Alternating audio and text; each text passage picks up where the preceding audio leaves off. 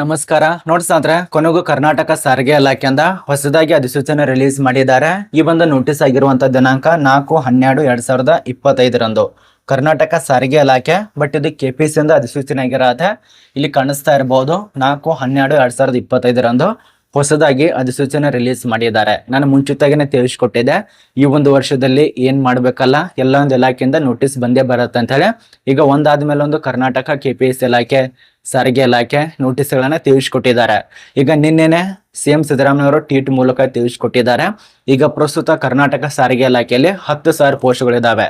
ಹಿಂದ್ಗಡೆ 1,000 ಪೋಸ್ಟಿಗೆ ನೇಮಕಾತಿ ಆಯಿತು 2019ರಲ್ಲಿ. ಅದ್ರ ಬಳಿಕ ಯಾವುದೇ ರೀತಿಯಾಗಿ ನೇಮಕಾತಿನಾಗಿಲ್ಲ. ಈಗ ಪ್ರಸ್ತುತ ಕರ್ನಾಟಕ ಸಾರಿಗೆ ಇಲಾಖೆಯಲ್ಲಿ ಸುಮಾರು 10,000 ಪೋಸ್ಟ್ಗಳು ಖಾಲಿ ಇದ್ದಾವೆ. ಅದಕ್ಕೆ ಸಂಬಂಧಪಟ್ಟಂತೆ ನಾನು ಆರ್ಟಿಕಲ್ ಬರೆದು ನಮ್ಮ ಒಂದು ವೆಬ್ಸೈಟ್ದಲ್ಲಿ ಅಪ್ಲೋಡ್ ಮಾಡಿದ್ದೇವೆ. ಚೆಕ್ ಮಾಡ್ಕೊಳ್ಳಿ ಯಾವ್ಯಾವ ಪೋಸ್ಟ್ ಖಾಲಿ ಇದಾವೆ, ಎಷ್ಟು ವಿದ್ಯಾರ್ಹತೆ ಆಗಿರಬೇಕು, ಯಾವಾಗಿನಿಂದ ಸ್ಟಾರ್ಟ್ ಆಗತ್ತೆ ಎಲ್ಲ ತಿಳಿಸ್ಕೊಟ್ಟಿದ್ದೇವೆ. ಸುಮಾರು 6ರಿಂದ 7 ವರ್ಷ ಆಯಿತು ಸಾರಿಗೆ ಇಲಾಖೆಯಲ್ಲಿ ನೇಮಕಾತಿ ಇಲ್ಲ.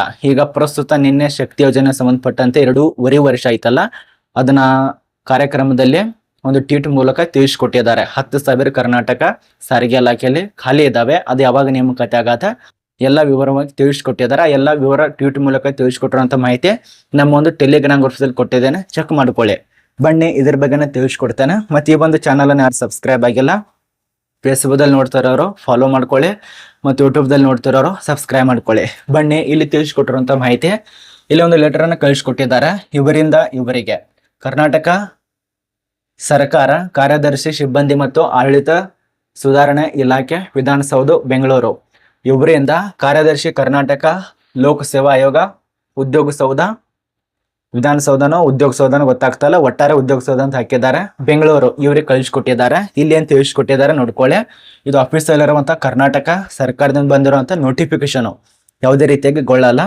ರಾಜ್ಯ ಸಿವಿಲ್ ಸೇವೆಯಲ್ಲಿರುವ ಹುದ್ದೆಗಳು ನೇಮಕಾತಿಗಾಗಿ ದಿನಾಂಕ ಆದ ವರ್ಷ 2024ರಲ್ಲಿ 28/10/2025 ಒಂದು ಅಧಿಸೂಚನೆ ಒಳಗಾಗಿ ಆಯೋಗದಿಂದ ಹೊರಡಿಸಲಾಗಿರುವ ಅಧಿಸೂಚನೆ ನೇಮಕಾತಿ ಪ್ರಕ್ರಿಯೆ ಬಗ್ಗೆ ಅವಾಗ ರಿಲೀಸ್ ಮಾಡಿದ್ರು. ಒಂದು ನೇಮಕಾತಿ ಪ್ರಕ್ರಿಯೆ ಬಗ್ಗೆ ತಿಳಿಸ್ಕೊಟ್ಟಿದ್ದಾರೆ.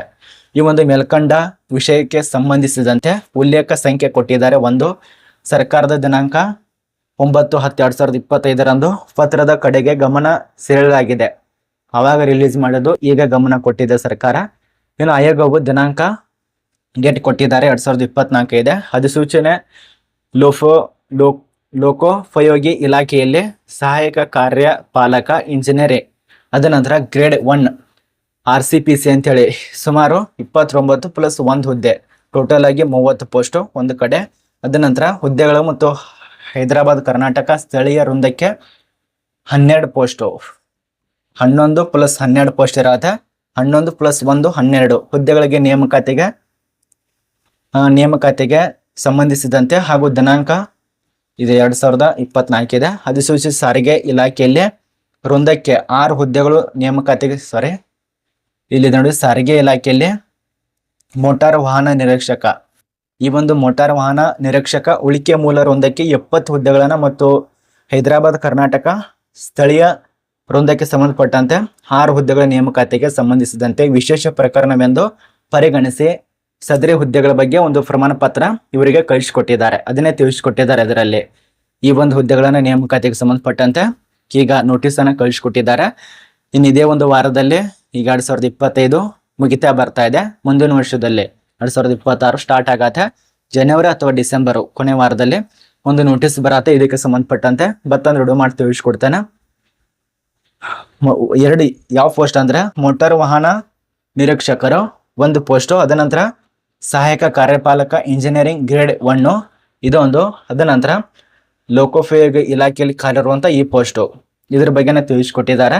ನೋಡಿ ಈ ಒಂದು ನೋಟಿಸ್ ಬರ್ತಂದ್ರೆ ನಾನು ನಿಮಗೆ ತಿಳಿಸ್ಕೊಡ್ತೇನೆ. ಚಾನಲ್ ಅನ್ನ ಸಬ್ಸ್ಕ್ರೈಬ್ ಮಾಡಿಟ್ಕೊಳ್ಳಿ. ಮತ್ತು ಕರ್ನಾಟಕ ಸಾರಿಗೆ ಇಲಾಖೆಯಲ್ಲಿ ಈಗ ಪ್ರಸ್ತುತ 10,000 ಪೋಸ್ಟ್ ಇದಾವೆ. 10,000 ಪೋಸ್ಟ್ ಇದಾವೆ. ಇವ್ರು ಹೇಳಿದೇನೆ ಆಯ್ತು ಅವಾಗ ನೇಮಕಾತಿ ಮಾಡ್ತೀವಿ, ಇವಾಗ ನೇಮಕಾತಿ ಮಾಡ್ಕೋತೀವಿ. ಬರೀ ಟ್ವಿಟ್ಟರ್ನಲ್ಲಿ, ಫೇಸ್ಬುಕ್ನಲ್ಲಿ, ವಾಟ್ಸಪ್ನಲ್ಲಿ ಬರೀ ನೋಟಿಸ್ ಕೊಡೋದನ್ನ ಆಯ್ತು. ಈ ಒಂದು ಸರ್ಕಾರ ನೋಟಿಫಿಕೇಶನ್ ಆಫೀಸಲ್ಲಿರುವಂತ ಜಾಬ್ ನೋಟಿಫಿಕೇಶನ್ ರಿಲೀಸ್ ಮಾಡ್ತಾ ಇಲ್ಲ. ಇದೇ ದೊಡ್ಡ ತೊಂದರೆ ಆಗಿದೆ ಎಲ್ಲ ಒಂದು ಯುವಕರಿಗೆ. ಎಷ್ಟು ಹೋರಾಟ ಮಾಡಿದ್ರು ಕೂಡ ಸರ್ಕಾರಕ್ಕೆ ಬುದ್ಧಿ ಬರಲ್ಲ. ನೀವು ಹೋರಾಟ ಮಾಡಿದ್ರು ಕೂಡ ಅದು ಕೇಳೋದೇ ಇಲ್ಲ. ನೀವು ಅವ್ರ ಧೂಳಿನ ಸಮಾನ ಇದ್ದಾರೆ ಇಲ್ಲಿಂದ ಕೇಳ್ತಾರೆ ಹೇಳೋರು.